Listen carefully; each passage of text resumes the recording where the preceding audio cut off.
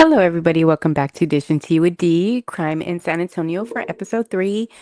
So, this is going to be in regards to a firefighter, Michael Anthony Hernandez Jr. Yes, a firefighter, believe it or not. So, we are going to cover this story right now. But before I do, what do we always do first? I'm going to change my banner so that way you know what website to go to in order to donate, to keep this channel running, to keep saving people of the abused. So, in like people like this who have been abused by people like this. So,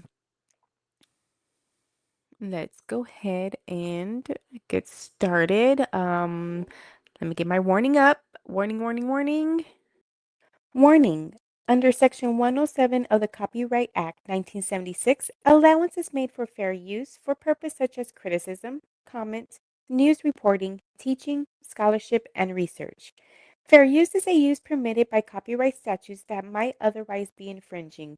Nonprofit, educational, or personal use tips the balance in favor of fair use. All people are presumed innocent until proven guilty in the court of law, and I do reserve my First Amendment right to express myself. So, okay. This person, Michael Anthony Hernandez Jr., was arrested on September 21st. Um, yeah, he was arrested on September 21st. So, a San Antonio Fire Department firefighter has been taken off the front lines and reassigned to administrative duties after being accused of assault on a family member, according to multiple news reports.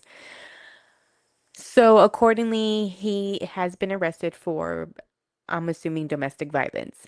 So, Michael Anthony Hernandez Jr., who is 39, and he's also an EMS responder with the San Antonio Fire Department, and has allegedly been involved in an altercation resulting in the assault charge.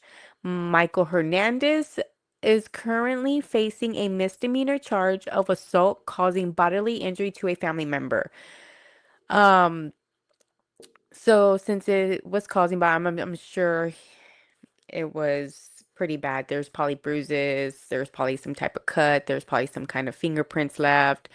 Whatever the case may be, apparently there must have been some type of pictures or documentation showing bodily harm. So that is the reason why he was arrested. He was released, and this was on a family member, so we don't know if it was his wife, girlfriend, daughter, brother, son, anything like that. But um, more than likely, it was probably his significant other, because I don't know if he's married or not. So he was released on a $3,000 bond from the Bexar County Adult Detention Center. The department has confirmed his reassignment, and he will stay on the assignment while the investigation is carried out. Further details surrounding the circumstances of his arrest and the internal procedures following such incidents remain unclear. However, according to the department, this swift action signals the serious approach to allegations of domestic violence within its ranks, but is also standard procedure in these types of cases. So again, there isn't much information. He is still obviously they're still doing investigation and things like that. Course, again, it is a misdemeanor. I think all violence should automatically be a felony, but a misdemeanor, which means he's probably gonna do a couple of classes and pay a fine and um probably be able to do it to the next person. So again, this is something that needs to be changed. I think the laws need to be a little bit more stricter. I don't think these guys should be just slopped with the wrist, or females for that matter. I mean, anybody could be a predator or or an offender in that case. So again, these types of cases can be triggering. It is a trigger warning. So if you are if this does bring sensitive, a lot of my videos do are like this, so I would recommend maybe another channel or maybe another one of my videos because I do not only talk about this, I do have other videos that are just not related to any type of news. That way I understand it can get kind of depressing. So sometimes we do have lives and other things like that just to kind of get out of the norm of all the chaos and stuff like that. So again, um, to keep my channel running, please, please, please go to vividlifestyles-vvls.com, donate there, or you can click the QR code at the top and donate there as well. That'll lead you to the website directly. Please just go to the donate button and go from there. There are also other things on that website. There's resources, telephone numbers, places that you can go call to receive help, to look for help.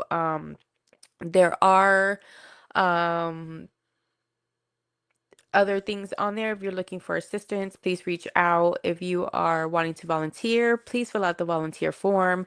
Um, and that is about it. Again, please, please, please reach out to Vivid Lifestyles VVLS to help save the abused. We look after the abusive children, the abusive women, not abusive, but the abused children, the abused women, the abused um men, and the abused veterans, the abused elderly. Every abuse is obviously not prejudice. It is not racist. Everybody can become a victim of some type of abuse, whether it's financial, physical, mental, anything like that. Please reach out. Your health is the most important. Your life is the most important. So again, thank you for being here. And if you think the laws here in San Antonio do need to be changed to where these type of things need further punishment, please let me know in the comments. Please let me know what you think of this in general, what you think of him being a firefighter, what you think, because remember we tell our kids to trust these type of people, and just remember, I for where was it? There was something I heard. I forgot what it was, but I'm gonna have to go back and look at it so I can tell you guys where I got it from because I'm one of those that's gotta cite your sources kind of thing. But it had to been some kind of creator on Instagram or something, but he kind of like mentioned like if you don't if your spouse is not able to trust you, how can somebody else be able to trust you, kind of thing. So in this case it's kind of the same, like, if your spouse is not able to trust you, you go and you violently do something to them, then how in the world are children or any other woman or man able to come in, whether it's a physical relationship, or just a friendship, or even a partnership, or even a business partnership, or anything like that. How's anybody else able to trust you in any way? So again, this is just kind of like just throwing it out there. But let me know what you think in the comments about this. Again, there's not much in the story. This just was back on September 21st. There hasn't been anything recently posted. Um, so hopefully we will keep in contact. They will keep up to date with this one. Again, we tell our children that, police officers, firefighters, these are emergency responders. Like, these people are supposed to be the safe people in our community, and it's supposed to be the ones there to help, not there to for us to be afraid of. So again, please let me know what you think in the comments. Don't forget to like, subscribe, and share this video. And until next time, see you guys later.